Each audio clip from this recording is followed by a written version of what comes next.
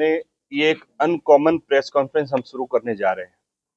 आप सभी लोग जानते हैं कि जुलाई महीने की 30 तारीख को सिलीगुड़ी नगर निगम की जो बोर्ड मीटिंग हुई थी, उस बोर्ड में एक अवांछित प्रकरण उत्पन्न हो गया था और एमआईसी दिलीप बर्मन उस बोर्ड सभा से चले गए थे।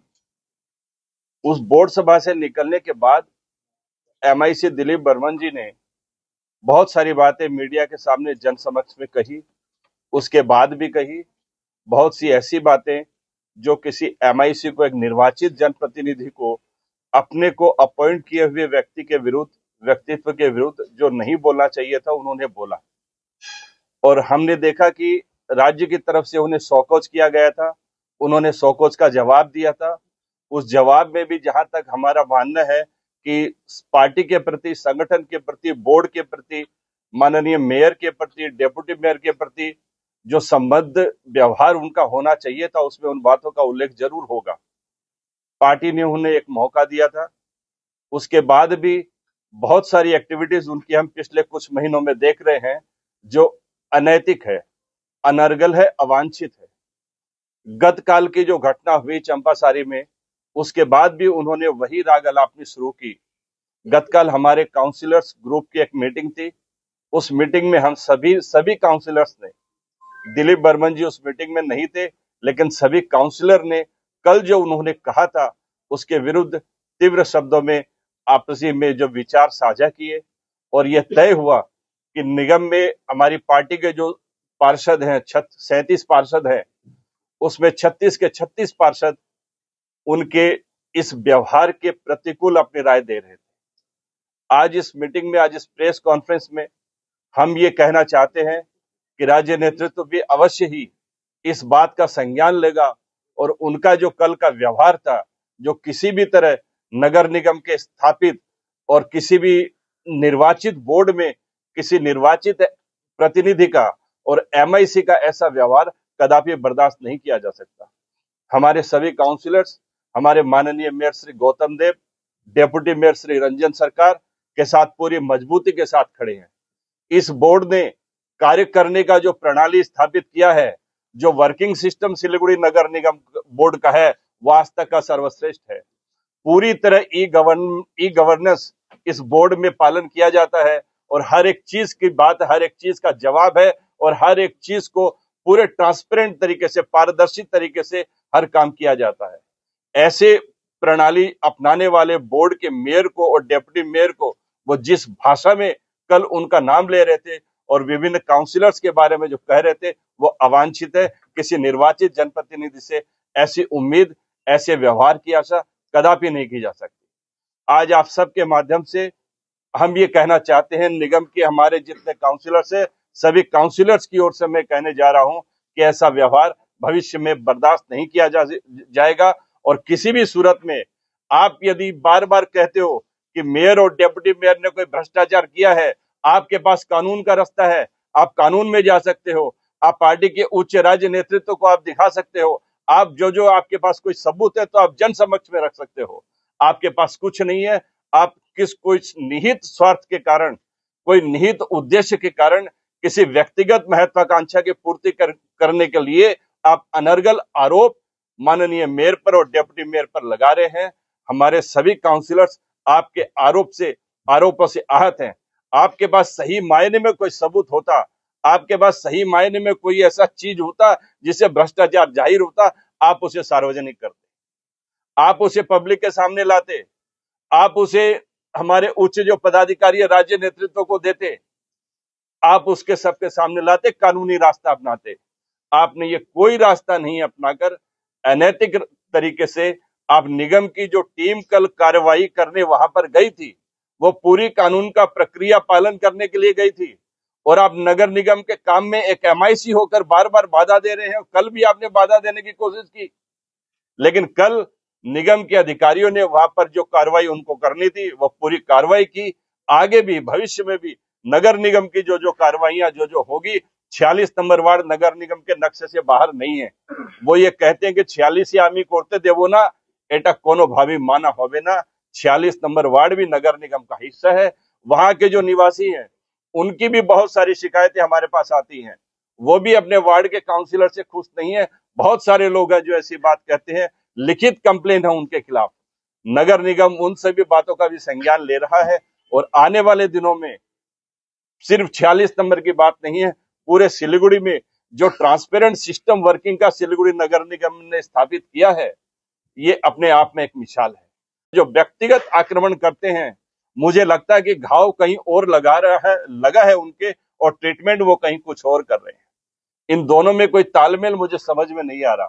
उनके जरूर कोई राजनीतिक उद्देश्य उनका रहा होगा, जो किसी कारण से उनको दूर होता हुआ दिखाई दे रहा होगा, और वैसे अनैतिक आरोप लगाने पर वो क्यों सामने आ गए, हमारी बात हमारे समझ से परे है। आज आप सभी के माध्यम से हमारी अपेक्षा रहेगी कि राज्य नेतृत्व भी तत्काल कल की घटना का संज्ञान लेकर, माफी की भी एक सीमा होती है, इग्नोरेंस की भी एक सीमा होती है, वो सभी सीमा श्री दिलीप बर्मन पार कर चुके हैं। अब आगे या तो वो अपने व्यवहार को ठीक करे, नैतिकता के मापदंडों पर खरे उतरे, और या फिर राज्य नेतृत्व को बाध्य होकर उनके खिलाफ कोई कार्रवाई करनी पड़ेगी। के सामने इतना कहते ही अब मेरे सहकर्मी श्री रंजनशील शर्मा आप सभी के सामने कुछ कहेंगे। उनी শুনেন, দলের মধ্যে উনি কোন দলে পাওয়ার আছে সেটা উনি বলতে পারবেন, কিন্তু ওনার যা চালচলন, যা বক্তব্য, তা তৃণমূল দলের উপযুক্ত নয়।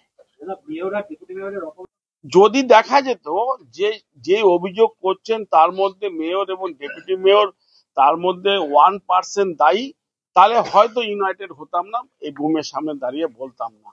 যাদের দীর্ঘ রাজনৈতিক জীবনে দীর্ঘ সংগ্রাম, নিজের জীবনকে বাজি রেখে যারা সংগ্রাম করে এই দলটাকে নিয়ে এসছে এবং দীর্ঘ তাদের প্রশাসনিক স্তরে কাজ করার অভিজ্ঞতা, তাদের বিরুদ্ধে একটা প্রমাণ ছাড়া কোনো বক্তব্যকে বলা শিলিগুড়ির মানুষ কেউ মেনে নিতে পারেনি, মানবেও না। বুঝতে হবে যে আমি চাওয়া, কেউ চাওয়া পাওয়ার উপরে নির্ভর করে না অবৈধ বিল্ডিং ভাঙা না ভাঙা। তা একটা সিস্টেম পদ্ধতির মধ্যে দিয়ে হয়। এই পদ্ধতি খুব লেন্দি পদ্ধতি, এই পদ্ধতির মধ্যে দিয়ে হয়। যেই পদ্ধতির মধ্যে দিয়ে ভাঙা হচ্ছে উনি আটকাচ্ছেন, ওনাকে বলুন সেই পদ্ধতির জন্য অপেক্ষা করতে, ওই পদ্ধতির মধ্যে দিয়ে কাজ হবে। আমিও তো কালকে বাগডোগরা গেছিলাম, নিয়ে আমি এসছি না, তাহলে তো ঘুরে এসে বলতাম আমিও ক্যান্ডিডেট। তা না, ঘুরলে বেড়ালেই যদি ক্যান্ডিডেট হওয়া যায়, হ্যাঁ, তা তো ভালো কথা। তো ভালো কথা, তো ক্যান্ডিডেট যে কেউ হওয়ার আশা রাখতেই পারে, কিন্তু তাকে আরো বেশি দলের প্রতি আনুগত্য হওয়া উচিত, ওনা আরো বেশি শিক্ষা নেওয়া উচিত, ওনা আরো এই ধরনের ব্যবহার থেকে বিরত থাকা উচিত যা দলকে একেবারে কালিমা লিপ্ত করছে। শুনুন, প্রথম কথা যে আইডিওলজির ফাংশন, আমি আপনাকে ব্যক্তিগত বলছি যে যে কোনো মানুষই, আমি ইলেক্টেড বাই তৃণমূল কংগ্রেস, আমার যদি মনে হয় এই দলের কাজকর্ম, এই দলের প্রশাসন যা কাজ করছে তা আমার একেবারে বিরোধী, পছন্দ হচ্ছে না, আমার যদি কিছু বলতে হয়, আমি যদি অতই গার্স থাকে, আমি যদি অত বড়ই নেতা হই, তাহলে আমি মানুষের কাছে আবার যাব, আমি এই দলটাকে ছেড়ে দিয়ে প্রমাণ করে দেবো যে আমি লিডার আছি, আমি দলেও থাকবো, দলের বিরুদ্ধে করে দলটাকে ড্যামেজ করব। কোয়েশ্চেন তো ওখানেই, এটা তো অন্য কোথাও থেকে চক্রান্ত হচ্ছে না। কোয়েশ্চেন আজকে এই জায়গাতে আসছে। বলছি যে না, একটা শুনুন, বিষয়টা আপনাদের ভাবতে হবে যে আপনারা বলবেন যে এটা মেয়রের প্রেজুডিস ফাংশন আছে, উনি রাখতে পারেন, নাও রাখতে পারেন। দল তো একটা, দলের কিছু নির্দেশ, কিছু কথা শুনে চলতে হয়। এবার যেহেতু আগের এমআইসি দা পয়েন্ট টু পয়েন্ট ফাংশন, এই এমআইসির ক্ষেত্রে পয়েন্ট টু পয়েন্ট না, মাল্টি পয়েন্টে ফাংশন। মাল্টি পয়েন্টে যখন হয় তখন তার সময় লাগে, সময় লাগছে। এটা ভাবার কোনো কারণ নেই যে দল অবজার্ভ করছে না, দলের মানে স্ক্যানারের বাইরে আছে। দুটোর মধ্যে দুটো সাবজেক্ট আলাদা। যে একজন কাউন্সিলর এবং মেয়র পরিষদ বারবার এই দলেরই থেকে নির্বাচিত এবং বারবার এই বোর্ডকে কালিমালিপ্ত করার চেষ্টা করছে। আমরা বিভিন্ন ভাবে তাকে সংযত থাকার চেষ্টা করা হয়েছিল, কিন্তু উনি কোনোভাবে কোন ইন্টারেস্টে তা উনি করছেন না সেটা উনিই বলতে পারবেন। এবং খুব স্বাভাবিক কারণে মনে হয় যে সবচেয়ে বেশি এই বোর্ডের কাজকর্ম নিয়ে যতটা বেশি উনি বলছেন তার থেকে বেশি বলছেন ব্যক্তিগত আক্রোশ, ব্যক্তিগত ভাবে আক্রমণ করছে। এটা কোনোভাবে কাম্য না। আমি দল থেকে নির্বাচিত একজন প্রতিনিধি, দলের মধ্যে আলোচনা করার অনেক অবকাশ আছে, অনেক জায়গা আছে। পুরো গণতান্ত্রিক প্রক্রিয়ার মধ্য দিয়ে দল এবং এই বোর্ডটাকে চলে। যারা উনি অভিযোগ করেছেন যে উনি রাজবংশী কমিউনিটি আমাদের প্রত্যেকের অন্তরে রয়ে গেছে। এবং মনে রাখবেন যে ঠাকুর পঞ্চাননকে যথাযথ সম্মান দেওয়া 2011 সালে মমতা ব্যানার্জি আসার পর থেকে যেভাবে উত্তরবঙ্গের রাজবংশীদের একাডেমির থেকে শুরু করে এজেডের থেকে শুরু করে সমস্ত পশ্চিমবাংলার সরকার যেভাবে ডেভেলপ করে গেছে তা রাজবংশী সম্প্রদায় মানুষেরা জানে যে এই সরকার কতটা সহানুভূতিশীল এবং কোনো একটা উচ্চ দৃষ্টি দিয়ে এই কমিউনিটিকে দেখে। একটা বিশেষভাবে কমিউনিটিকে নিয়ে যেভাবে নিয়ে আসা এবং কখনো কখনো সমস্ত কাউন্সিলরকে দোষী সাব্যস্ত করা, এটা আর বরদাস্ত করার জায়গাতে আমরা কেউ দাঁড়িয়ে নেই। আপনারা নেক্সট কোয়েশ্চেন করবেন ব্যবস্থা হচ্ছে না কেন।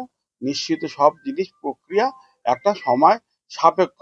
একটা এসআইআর চলছে, সামনে নির্বাচনও আছে, কাজে সমস্ত দৃষ্টি দলে রয়ে গেছে। আমরা সমস্ত কাউন্সিলররাই আমরা উচ্চ নেতৃত্বের কাছে গিয়ে ঘটনাটা অবশ্যই সবিস্তারে বলবো। যদি আইন পারমিট না করে, কোনো একটা বিশেষ বিল্ডিং কে আইন পারমিট করে বলেই ভেঙে দেওয়া হয়, আবার যদি আইন পারমিট না করে ভাঙা হয় না, এটা নিয়ে তো বিতর্ক হওয়ার কোনো যে অবকাশ নেই। হাইকোর্টের রায় থাকলে পরে কি করার আছে? আর এটা তো কোনো আমার যে কোনো অবৈধ বিল্ডিং তা ভাঙাই হোক, এটা তো পলিসি আছে। এই পলিসিতে বাধা দানের কোনো বিষয় নেই। তো ইন্টেনশনটা কোন জায়গাটাতে তা আমাদের পর্যালোচনা করতে হবে। যখন আমাদের দলের একজন কর্মী চলে যায় তাকে শেয়ার করা, হ্যাঁ, একটু ভিন্ন রাজনৈতিক দলে, কাজে আমরা অবজার্ভে আছি যে কোন মোটিভে টপ অফ দা দুজন লিডারকে আমাদেরকে কালিমা লিপ্ত করছে। এটা আমাদেরকে ভাবাচ্ছে।